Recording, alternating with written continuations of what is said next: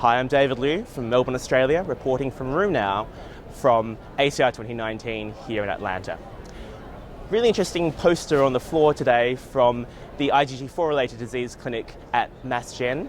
Obviously, these guys have been collecting a lot of data over time and they've got a large cohort.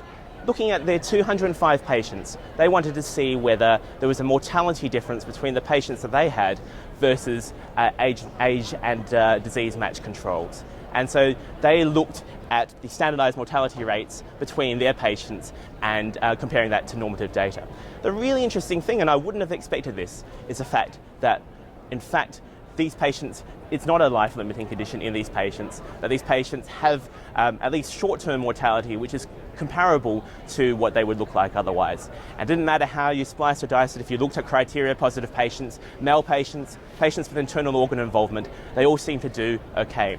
Now, is this because Mass Gen are really good at treating IgG4 related disease, or is this because that this isn't a life-limiting condition, or somewhere in between? That question still remains to be answered, and really what we need to do is get broader data, longer-term data from more centres, and data from places where they're maybe not giving as much rituximab up front, where steroid first-line therapy is more common. So more data needed in this space really starts to ask the question, though, is IgG4 related disease a life-limiting condition or not?